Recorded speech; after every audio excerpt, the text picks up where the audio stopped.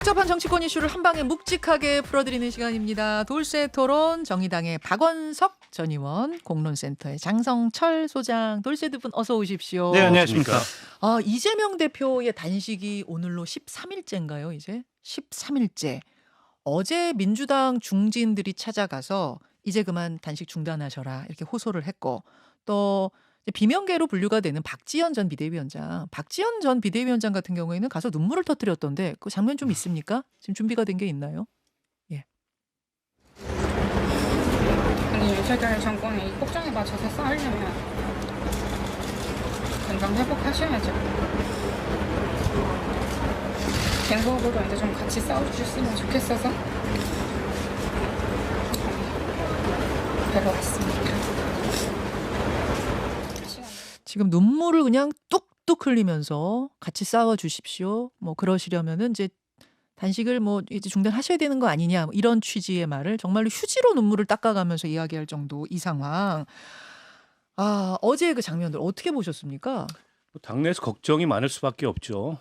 13일째인데 오늘로 당연히 몸도 정상이 아니고 저렇게 되면 또렷한 정신에 앉아있기도 굉장히 힘듭니다. 네.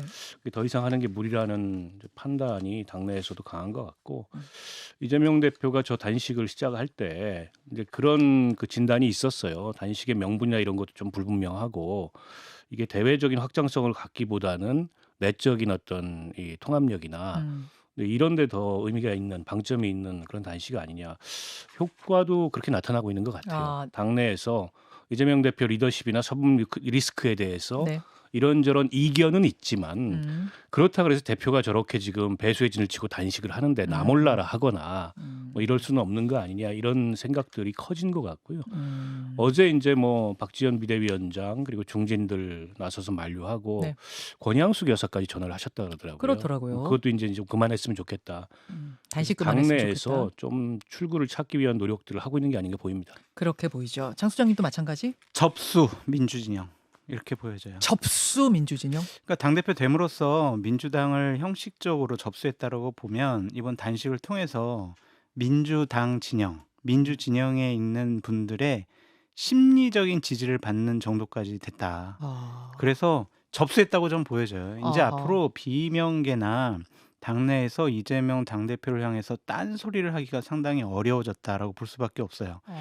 나는 단식까지 하면서 네. 윤석열 정권과 싸웠는데 당신은 뭐 했어? 라고 하면은 비명계원들이 할 말이었거든요. 내부 결집의 목표는 확실하게 이룬 것 같다. 한 500% 이미 500% 달성됐어요. 이룬 것 같다. 네. 역대 정치인 단식의 기록을 저희가 좀 찾아보니까요. 최장 기록이 2005년 강기갑 당시 민노당 의원이 쌀개방에 반대하면서 29일 단식했고요. 그 뒤로는 현혜자 의원 27일, 천정배 26, 뭐 이런 순입니다. 비교적 최근의 기록을 좀 찾아보니까 2018년에 이정미, 손학규 두 분이 열흘 했고요. 황교안 대표 8일, 김성태 당시 원내대표가 이분이 9일 했네요. 뭐 이런 기록들. 지금 이재명 대표는 13일째인데, 근데 이제 차이점은 뭐냐면 보통 다른 단식들은 분명한 조건이 있었어요. 쌀개방 뭐 철회해라라든지 선거제를 뭐 어떻게 해라라든지 뭘 받아들여라라든지.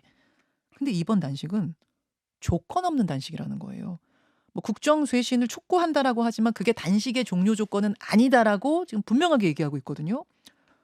그러면 출구는 뭔가? 단식의 조건이 없다는 건 무슨 의미인가? 아마 이재명 당대표가 이제 정신이 있을 때는 병원에 실려갈 생각이 없거나 그렇게 하지 않을 거예요. 그런 판단을 하지 않을 거예요.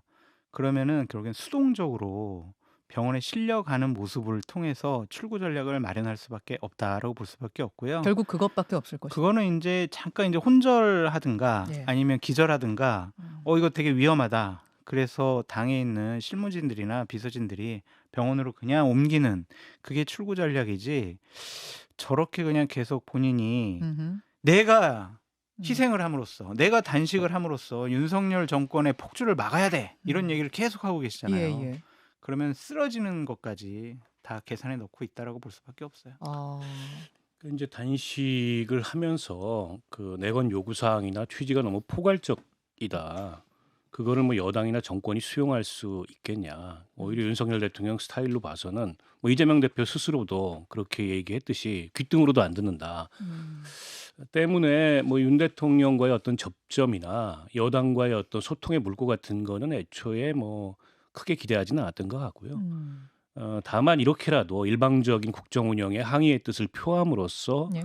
이른바 이제 지지층을 좀 결집시키고 음. 또 당내에 흔들리는 리더십도 확고하게 다지고 그다음에 민주당이 싸울 수 있는 그런 길을 열어나가겠다. 뭐 이런 의미를 이재명 대표는 스스로 부여한 것 같은데 이제 그렇다 보니까 다른 해석도 많이 나오는 거죠. 결국에는 방탄 단식 아니냐. 음. 역대 이제 정치인들 단식을 말씀을 하셨는데 네. 구체적 그 쟁취 목표가 있고 있었어요. 그걸 향해서 단식을 하고 때로는 그게 이제 관철이 되고 네. 또 반대편 쪽에서도 그걸 수용할 수밖에 없는 뭐 이런 식으로 단식이 전개되는데 지금 이제 저는 이번 그 이재명 대표 단식을 대하는 여당의 태도가 전혀 이해가 안 되는데요. 누구도 들여다보지 않아요. 국민의힘. 태영호 의원만 갔었습니다. 항의하러. 그리고 김기현 대표 시종일관 비난과 조롱이에요. 뭐 관종 DNA부터 시작해서 신데렐라 단식이다. 네. 저는 아무리 이재명 대표 요구사항이 포괄적이고 당장 여당이 마주 앉는다 그래서 대화를 통해서 뭔가 해결할 수 있는 게 없다 하더라도 이게 정치적 경쟁자나 상대방에 대한 인간적인 그 예의와 도리잖아요. 예전에 단식할 때 보면 다 그런 식으로 서로 간에 물꼬를 트기 위해서 노력을 했는데 저는 대통령실이 워낙 강경하고 이재명 대표는 범죄자고 민주당은 국가의 적이다. 이거를 대통령실이 끊임없이 암시 정도가 아니고 명시하고 있기 때문에 아무도 못 가는 거예요. 그 근처에. 근처도 못 간다. 갔다가는 그 적에 동조한 사람들이 돼버리거든요. 그러니까 더더욱 경쟁적으로 나서서 너도 나도 죽여라 하고 있는 겁니다. 서로 죽여라 하는 예. 양상으로 지금 치킨 게임처럼 가고 있다. 근데 일각에서는 이런 얘기도 하더라고요.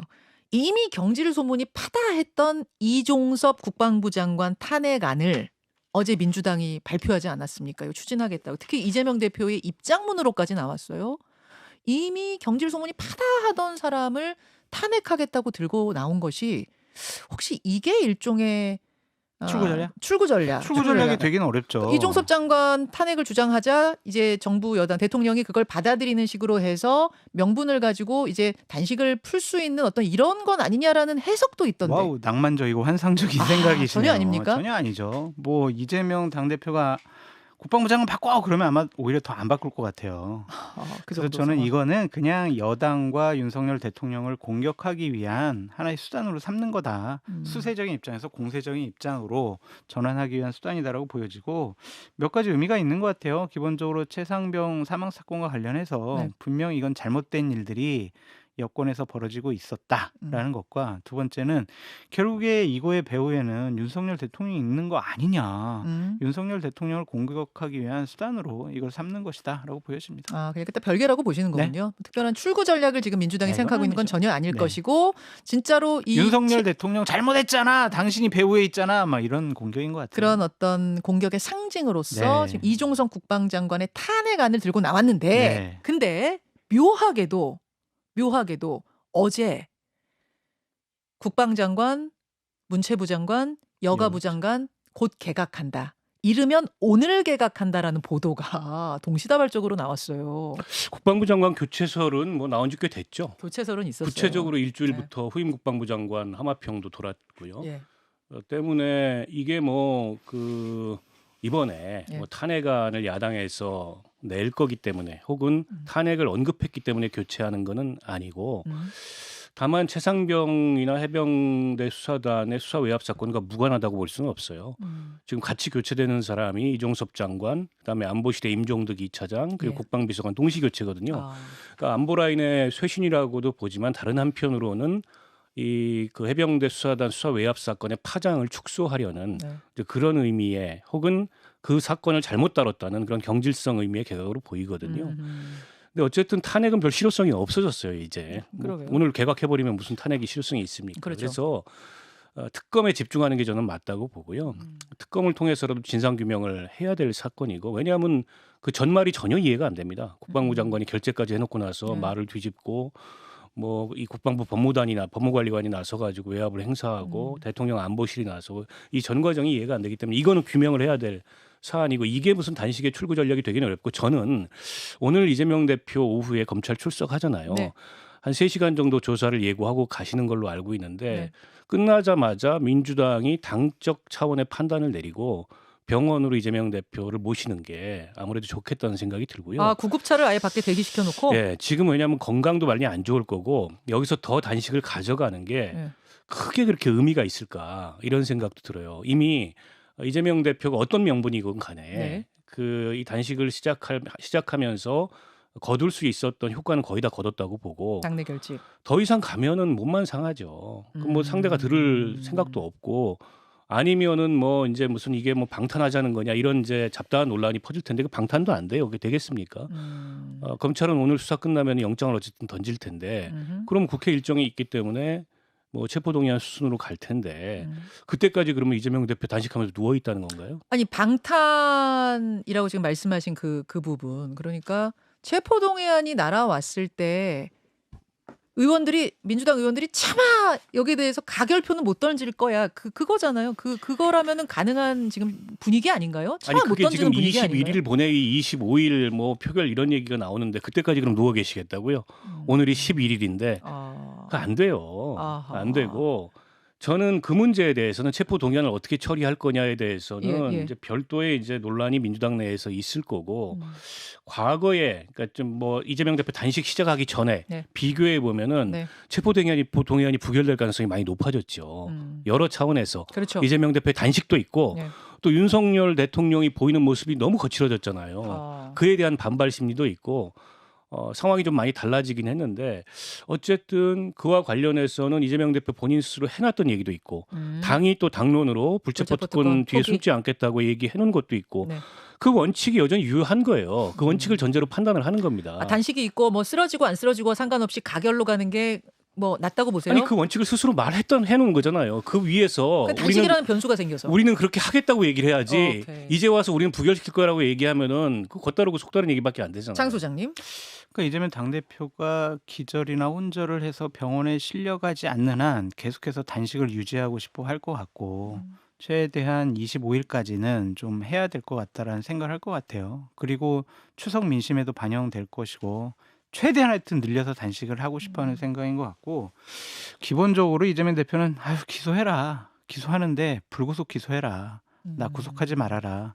그러한 것에 목적이 있는 것처럼 보여진다라고 말씀을 드리고 민주당 의원들이 기본적으로 구속 체포동의안 오면은 가결시키기 이제 힘들어요. 힘들어요. 저렇게 누워 있는데 아마 곧 혼절하거나 막 이러면은 거의 울음바다가 될 거예요.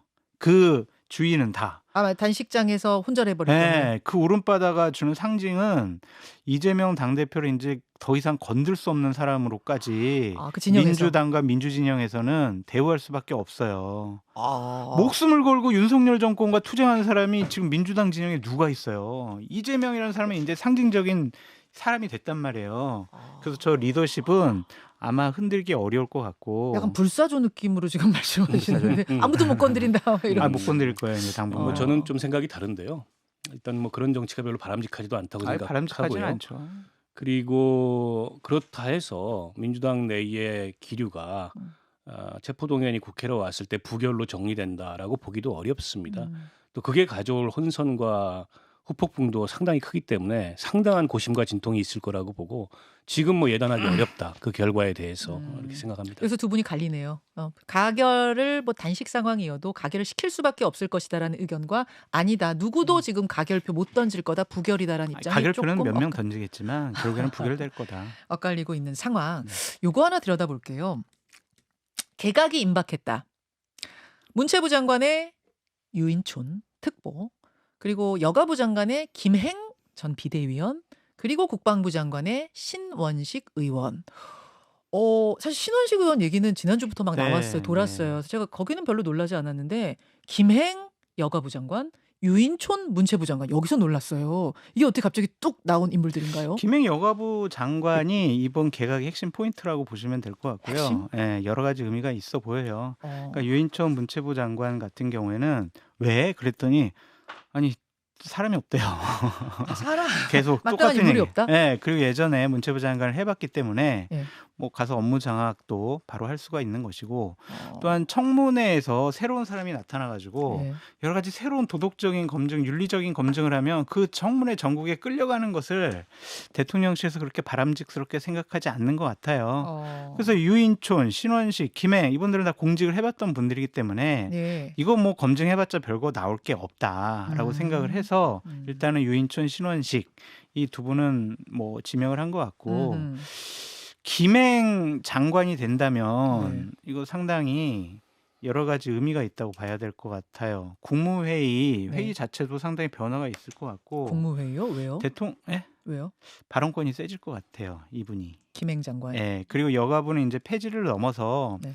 역할과 공간을 더 확대시켜서 저출산 컨트롤 타워 역할까지도 부여하는 확대 개편이 있을 것 같다. 권한이 확대 강- 개편이 있을 것 같다. 김현숙 장관 시절의 여가부와 예. 김행 장관 시절의 여가부는 이거는 차원이 다른 문제로 접근해야 된다라고 말씀을 드리고 왜 김행 전 비대위원의 힘이 그렇게 셉니까? 대통령과 또 다른 분의 신임이 아주 각별한 것 같아요. 네. 그 다른 분. 네, 는 아니 대통령과 뭐 가까운 김건희 그분? 여사와도 뭐 20년 전부터 상당히 친분 관계를 유지해서 아. 이게 그냥 단순히 뭐 1, 2년 동안 교류하던 것이 아니라 예전에 그냥 사인이었을 때부터 상당히 좀 친분 관계가 있었다. 신뢰관계가 지금- 두텁다 그런 네, 말씀이시군요. 장성철 소장이 말을 분명하게 못하는데 그러니까 김행 여가부 장관 인사의 배경은 김건희 여사다 이 얘기잖아요. 아니에요. 때문에 이제 아니라고요. 예전처럼 그런 힘없는 여가부 장관이 아니라 네. 국무위원회 판도를 바꿀 만큼 힘 있는 장관이 될 거다. 이 얘기를 돌려 하고 있는데 제가 좀 더 직설적으로 말씀드린 거고요. 그러니까 윤석열 대통령은 네. 본인의 경험치기나 본인의 그 주관적 어떤 이 세계가 굉장히 중요한 분인 것 같아요. 이분이 MB 정권을 굉장히 쿨하게 기억하고 있어요. 특히 MB 정권의 검찰 정책에 대해서 아. 당시가 굉장히 쿨했다. 그리고 아하. 이분이 MB 정권 때 잘 나갔습니다. 검찰 내에서 그렇죠. 승진도 하고 때문에 그 시기를 굉장히 행복하게 기억을 하고 있는 것 같아요. 그 시기에 모든 것이 좋았다. 그래서 보십시오. 이주호 장관, 이동관 방통위원장, 네. 유인촌 장관, 뭐 김행 지금 장관 후보자, 김태호 차장. 김태호 차장 다 이게 이제 돌려막기 하는 거잖아요. MB 때 인물을. 그러니까 두 정권을 거슬러 올라가서 일종의 이제 레트로인데 이 레트로는 힙해야 레트로가 의미가 있는데 힙하지가 않아요, 별로. 그런데다가 과연 그 20년 전, 거의 15년 전 장관을 했던 분들이 예. 15년 동안 바뀐 그런 국정의 새로운 어떤 방향 이런 것들을 따라갈 수 있을까, 따라나갈 수 있을까 이런 걱정이 되고 그만큼 이제 이 정부의 인물난을 상징하는 한 장면이라고 보고요. 또 한 가지는 윤 대통령이 8.15 경축사나 네. 그 국민의힘 연찬에 가서 했던 얘기 결국에 이제 이념 전쟁 예. 여기에 최적화된 인물들을 쓰는 것 같아요. 그 유인촌 장관 후보자 같은 경우에 이동관 방통위원장 못지않게 이분이 문화예술계의 편가르기와 줄세우기 이걸로 이 구설이 굉장히 많았던 분이에요. 그래서 국민통합보다는 국민분열, 그리고 여야와 그러니까 야당과 협치보다는 야당과의 대결. 이런 거를 택한 인사가 아닌가라는 느낌밖에 굉장히 들지 않습니다. 호평을 해주셨는데 근데 김행 전 비대위원은 MB 정권 때 공직에 있었던 건 아니고 네. 박근혜 정권 때 대변인.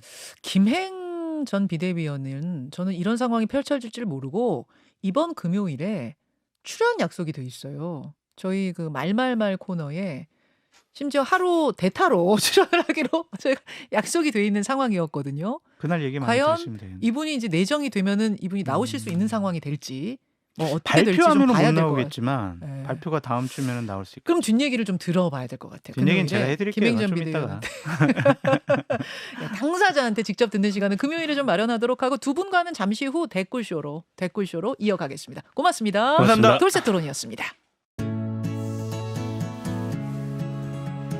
김현정의 뉴스쇼는 시청자 여러분의 참여를 기다립니다.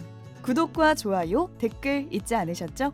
알림 설정을 해두시면 평일 아침 7시 20분 실시간 라이브도 참여하실 수 있습니다.